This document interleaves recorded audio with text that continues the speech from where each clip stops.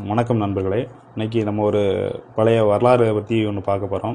இது ரெண்டுமே ₹1 தான். மேலே இருக்கிறது வந்து காப்பர் நிக்கல் அலாய், கீழே உள்ளது வந்து எஸ்எஸ் அலாய். அதே மாதிரி இந்த ₹2 பார்த்தீங்கன்னா மேலே உள்ளது வந்து காப்பர் நிக்கல் அலாய், கீழே உள்ளது வந்து எஸ்எஸ் அலாய். இந்த ₹5 பார்த்தீங்கன்னா இது மேலே உள்ளது காப்பர் நிக்கல் அலாய், கீழே உள்ளது வந்து இது வந்து ஒரு அலாய் மெட்டீரியல். இது வந்து எஸ்எஸ்எல்லையும் சேர்க்க முடியாது. இது வந்து பிராஸ் அலாய்ன்னு சொல்லுவாங்க. பிராஸ் கண்டென்ட் அதிகமாக இருக்கிறனால பிராஸ் அலாய். இது எதுக்காக வந்து காப்பர் நிக்கலில் வந்து இது மாதிரி எஸ்எஸ் மெட்டல் அலாய்க்கு வந்தாங்கன்னா இதுக்கு ஒரு பெரிய வரலாறு உண்டு.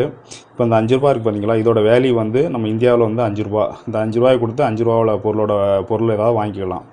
ஆனால் வந்து இதை வந்து ஒரு சில சமூக கூட்டம் என்னென்னா கண்டுபிடிச்சிருக்காங்க. என்ன அப்படின்னா, இதில் உள்ள காப்பர் நிக்கலை வந்து மெட்டலாக்கி இந்த ₹5 உருக்கி காப்பர் நிக்கலை வந்து பிளேடு செஞ்சோம்னா அது வந்து வேல்யூ வந்து ₹8 வரை போகும். அதாவது இந்த ₹5 மெட்டலாக விற்றோம்னா ₹8, ₹9 அந்த ரேஞ்சு போகும் அப்படின்னு முன்னாடி கண்டுபிடிச்சி என்ன பண்ணாங்கன்னா, இதை வந்து நேபாளம், அப்புறம் பங்களாதேஷ் அது வழியாக கடத்தி சைனாவுக்கு கொண்டு போய் இந்த மெட்டலை உருக்கி பிளேடு செய்ய ஆரம்பிச்சிட்டாங்க.